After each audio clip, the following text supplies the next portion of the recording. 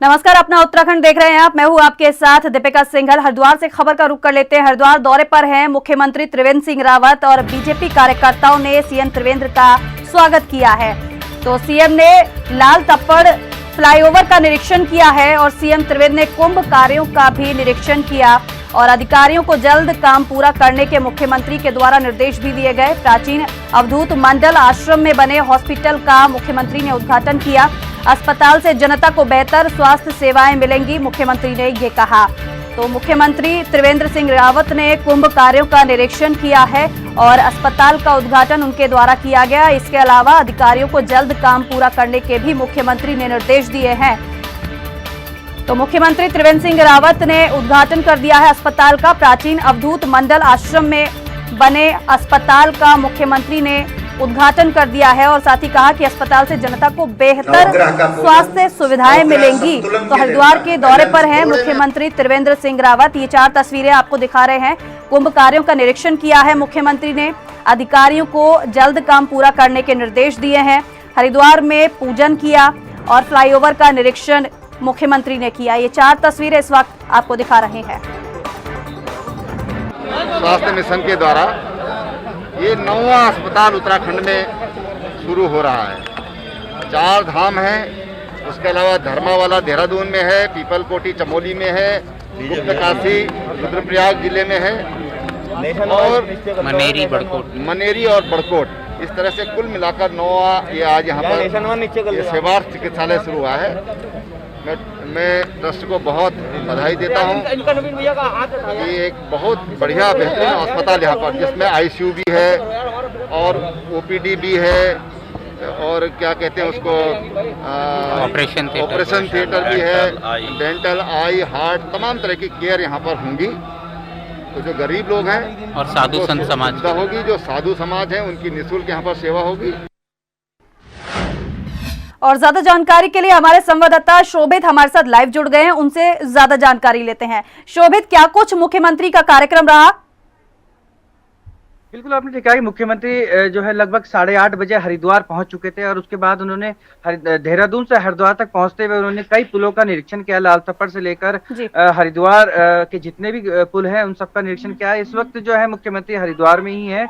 कुछ ही देर में उनकी वापसी की तैयारियां भी शुरू हो गई, क्योंकि इस वक्त जो है कुंभ मेले के जितना भी स्थलीय निरीक्षण है उसका वो स्थल का निरीक्षण कर रहे हैं कुंभ मेले का, और साथ ही जितने फ्लाईओवर हरिद्वार में बने हैं कुंभ के कार्यों को लेकर उन सभी का निरीक्षण कर रहे हैं। उन्होंने अधिकारियों को निर्देशित भी किया है कि जो भी काम उनका बचा हुआ है वो जो है लगभग 31 जनवरी तक उसको फाइनल किया जाए। अभी ये बताया जा रहा है अधिकारियों के द्वारा कि लगभग 90% काम जो है हरिद्वार में सारा पूरा हो चुका है और जो है 10% काम जो है वो 10 दिन के अंदर उसको पूरा करने के निर्देश भी मुख्यमंत्री ने दिए हैं। जी शोभित, आप बने रहिए हमारे साथ और चलिए कुंभ में मुख्यमंत्री ने क्या कुछ कहा है अब वो आपको सुनवा देते हैं।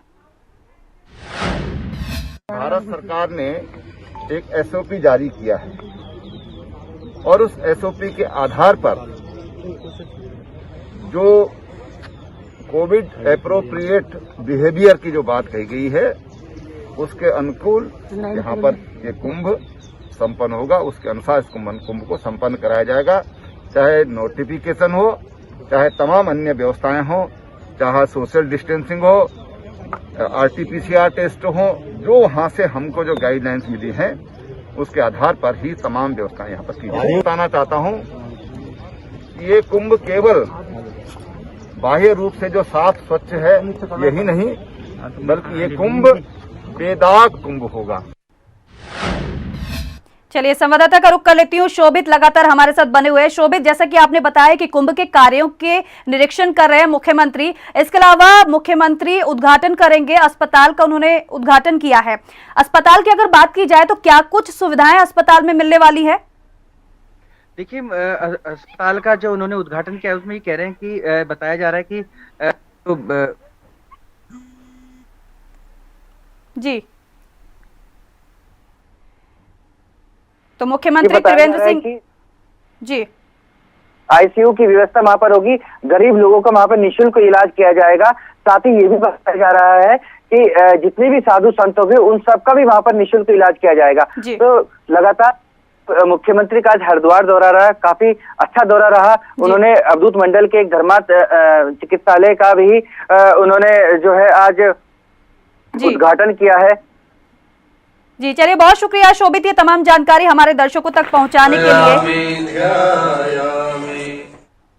और चलिए आगे बढ़ लेते हैं। देहरादून में बीजेपी की चुनावी तैयारियां और भी ज्यादा तेज हो गई हैं। बीजेपी राष्ट्रीय उपाध्यक्ष और सह प्रदेश प्रभारी करेंगी जिलों का दौरा, और आज से सह प्रदेश प्रभारी रेखा वर्मा के दौरे शुरू हो रहे हैं। चंपावत का दौरा करेंगी सह प्रदेश प्रभारी रेखा वर्मा। और पहले चरण की अगर बात की जाए तो पहले चरण में चंपावत, उधम सिंह नगर, नैनीताल और हरिद्वार में दौरा करेंगी रेखा वर्मा। और 25 जनवरी को उधम सिंह नगर, 26 जनवरी को नैनीताल भी जाएंगी रेखा वर्मा।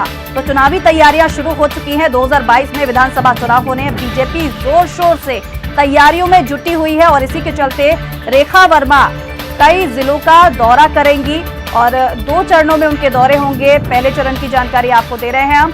और 25 जनवरी को उधम सिंह नगर, 26 जनवरी को नैनीताल जाएंगी रेखा वर्मा।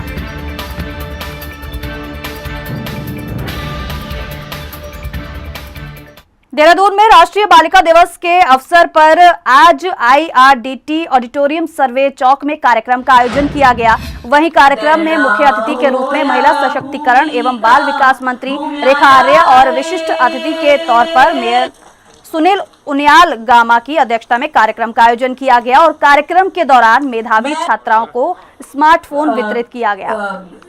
माननीय विधायक जी सचिव, देखिए आज का दिन बड़ा ही ऐतिहासिक है और आज के दिन जो है पूरा देश जो है राष्ट्रीय बालिका दिवस उत्सव के रूप में सेलिब्रेट करता है। विशेषकर सरकार और हमारा विभाग ये एक संदेश जो है बालिकाओं को, किशोरियों को देना चाहता है कि बालिकाएं किसी से कम नहीं हैं। और बालिकाओं के संदर्भ में अब तक में सरकार की तरफ से क्या क्या कार्य किए गए हैं और साथ साथ में उनके क्या क्या विषय जो चिंतनीय हैं वो उस दिशा में हम लोगों ने क्या क्या कदम उठाए हैं, उनके लिए अवेयरनेस इत्यादि सब चीज़ों को समावेश करते हुए जो है आज का कार्यक्रम हम लोगों ने आहूत किया है, जिसमें हम हमारी जो बालिकाएं हैं जो ब्लॉक स्तर पर और जिले स्तर पर और स्टेट स्तर पर जो मेधावी बालिकाएं हैं जिन्होंने प्रथम, द्वितीय और तृतीय स्थान प्राप्त किया है, उनको हम लोग मोबाइल देने जा रहे हैं। और मैं समझती हूँ कि ये 160 बालिकाएं पूरे प्रदेश भर से चयनित हुई हैं।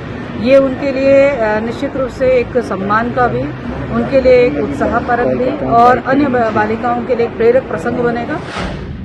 चलिए अगली खबर का रुख कर लेते हैं। गैरसैंण दौरे पर विधानसभा अध्यक्ष हैं, तो बता दें कि 26 जनवरी तक गढ़वाल दौरे पर रहेंगे प्रेमचंद अग्रवाल और तमाम स्थानों पर जनप्रतिनिधियों से संवाद करेंगे, संपर्क करेंगे। ध्वजारोहण कार्यक्रम की व्यवस्था का निरीक्षण करेंगे विधानसभा अध्यक्ष और गैरसैंण में होने वाले बजट सत्र की तैयारियों की जानकारी भी लेंगे विधानसभा अध्यक्ष प्रेमचंद अग्रवाल। तो तमाम कार्यों की जानकारी लेंगे और तमाम स्थानों पर जनप्रतिनिधियों से बातचीत की जाएगी। बजट सत्र से पहले तैयारियों का निरीक्षण भी करेंगे विधानसभा अध्यक्ष प्रेमचंद अग्रवाल। गैरसैंण में होने वाले बजट सत्र की तैयारियों की जानकारी भी लेंगे और बता दें कि जनप्रतिनिधियों से बातचीत भी करेंगे, संवाद भी करेंगे। गैरसैंण दौरे पर विधानसभा अध्यक्ष प्रेमचंद अग्रवाल। तो बता दें कि 26 जनवरी तक गढ़वाल दौरे पर रहेंगे प्रेमचंद अग्रवाल, तमाम कार्यों का निरीक्षण करेंगे, जानकारी लेंगे और इसीलिए गैरसैंण के दौरे पर विधानसभा अध्यक्ष और 26 जनवरी तक बताया जा रहा है गढ़वाल दौरे पर रहेंगे प्रेमचंद अग्रवाल। उत्तराखंड बीजेपी ने 2022 के विधानसभा चुनाव के लिए तैयारियां तेज कर दी है। बीजेपी संगठन ने अब अपने सभी प्रवक्ताओं को भी इस जिलों में प्रवास करने की जिम्मेदारी सौंपी है। उत्तराखंड बीजेपी के सभी प्रवक्ता अब अपने अपने जिलों में प्रवास करेंगे और मीडिया टीम को मजबूत करने के लिए काम भी करेंगे। बीजेपी के प्रवक्ता अपनी मीडिया टीम को मंडल स्तर तक सक्रिय करेंगे और सोशल मीडिया टीम को बूथ तक मजबूत करेंगे।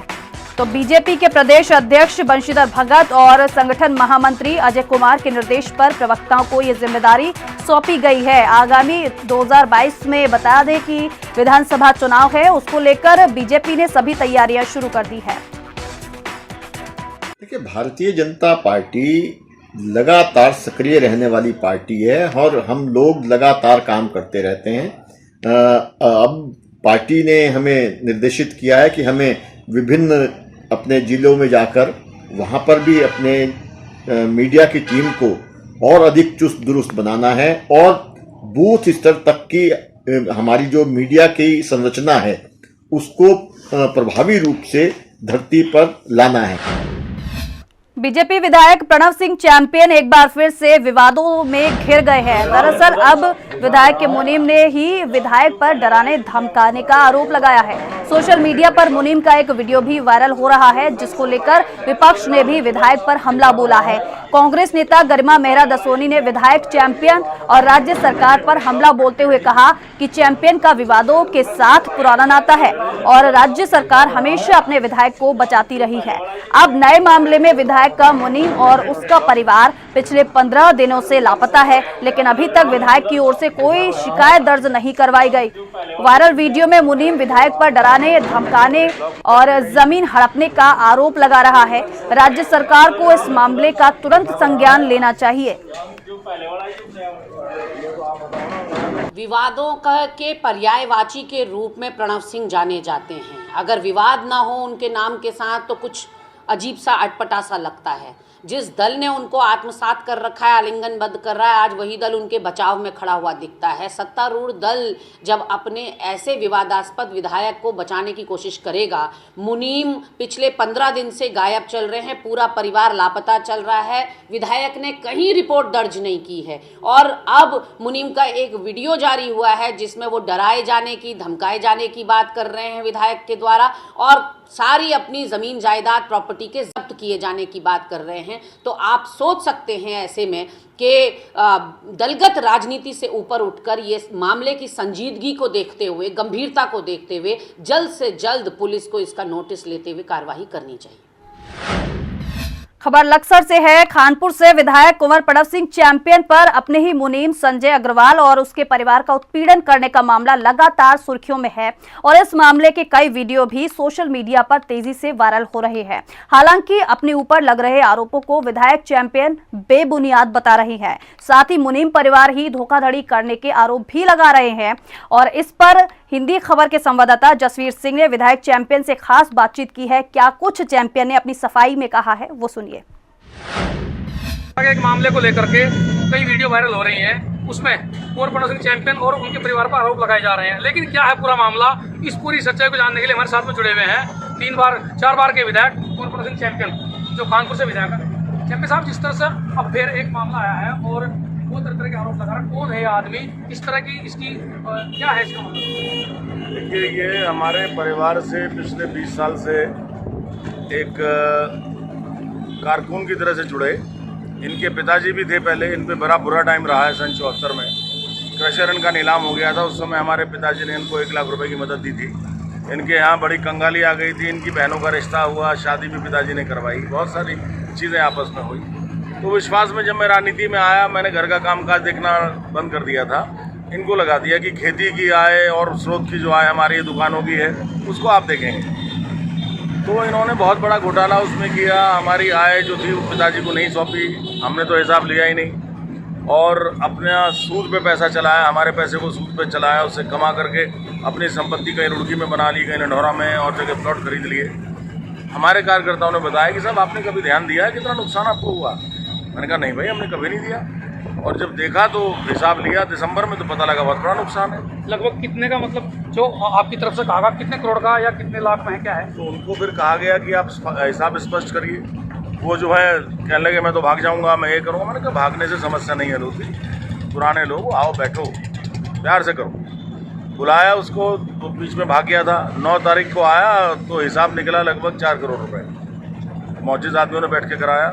उन्होंने कहा साहब चलिए एक छूट कर दीजिए। मैंने कहा भाई हम तो पूरी छूट कर देंगे, हमें क्या है कि नहीं जी नहीं, सज़ा मिलनी चाहिए इसको, उसने धोखाधड़ी करी है। तो 2 करोड़ 44 लाख रुपए उसके ऊपर निकाला और नोटरी भी करा दी थी उसी दिन। और कहा था उसने कि 9 जनवरी है आज, 11 जनवरी को हम 2 संपत्ति आपके नाम कर देंगे, उससे हमारा निपटारा हो जाएगा 2.5 करोड़ के आसपास।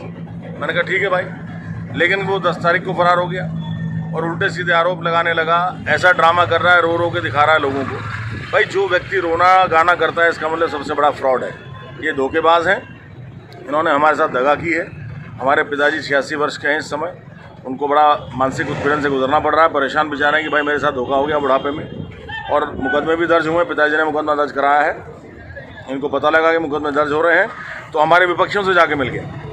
और पिछले वर्ष भी हमारे विपक्षियों के पास गया था जब मैंने इसको डांट लगाई थी। अब शब्द भी कहे थे फ़ोन पे, इसको वो सब वायरल कर रहा है, वो पिछले साल की रिकॉर्डिंग है।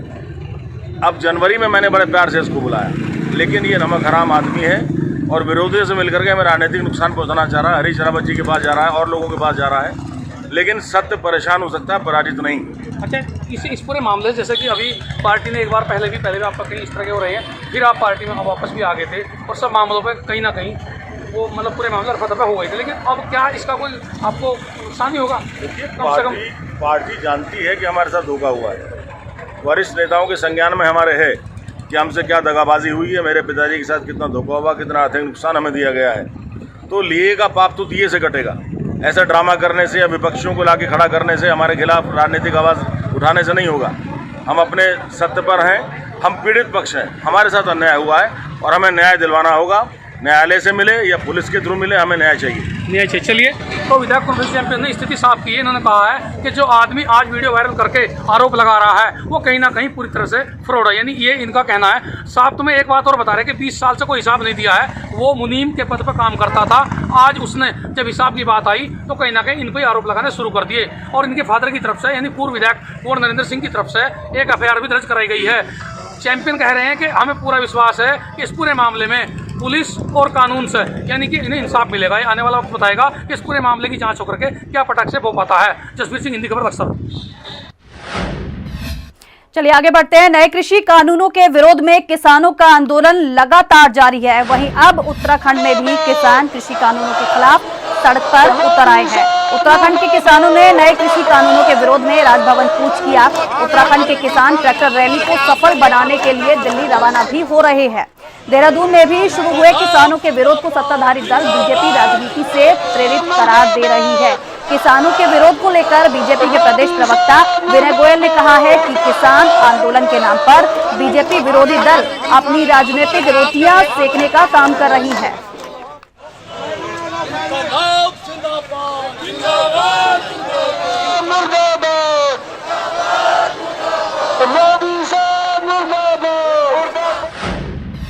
टिहरी वानिकी महाविद्यालय उपनल कर्मचारियों की हड़ताल दूसरे दिन भी जारी रही। बड़ी संख्या में कर्मचारी अपनी 6 सूत्रीय मांग को लेकर महाविद्यालय के प्रांगण में धरना प्रदर्शन कर रहे हैं। प्रदर्शनकारियों का कहना है कि जब तक महाविद्यालय प्रशासन और सरकार उनकी मांगों का समाधान नहीं करता है तब तक उनकी हड़ताल यूं ही जारी रहेगी।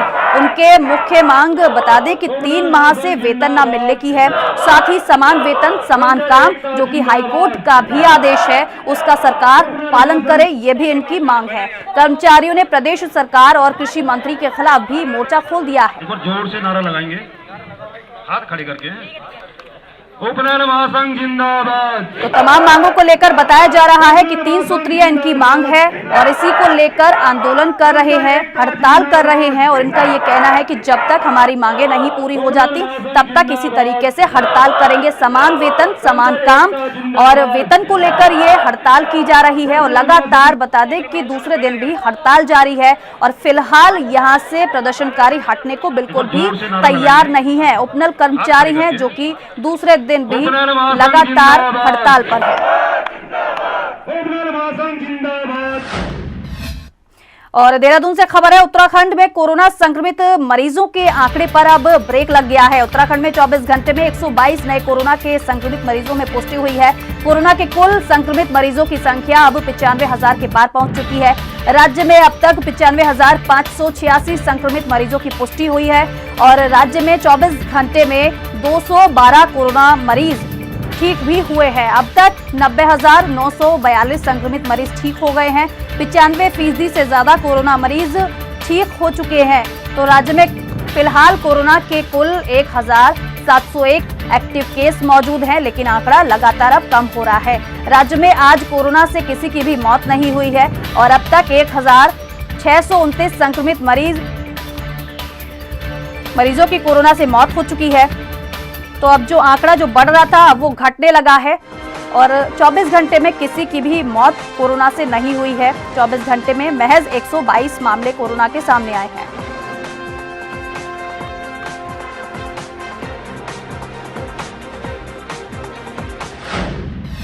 लक्सर के एक तालाब में अचानक एक जलमुर्गी और अनेक मछलियां मर जाने से हड़कंप मच गया है। तालाब पट्टा मालिक द्वारा सूचना दिए जाने पर एसडीएम ने मामले का संज्ञान लिया और मत्स्य विभाग के कर्मचारियों ने मौके पर आकर मृत मछलियों के सैंपल भी कलेक्ट किए। हालांकि पट्टा मालिक का कहना है कि तालाब में गंदे पानी की निकासी हो जाने से मछलियों की मौत हुई है, लेकिन जांच की रिपोर्ट आने के बाद ही सारी स्थिति साफ हो पाएगी।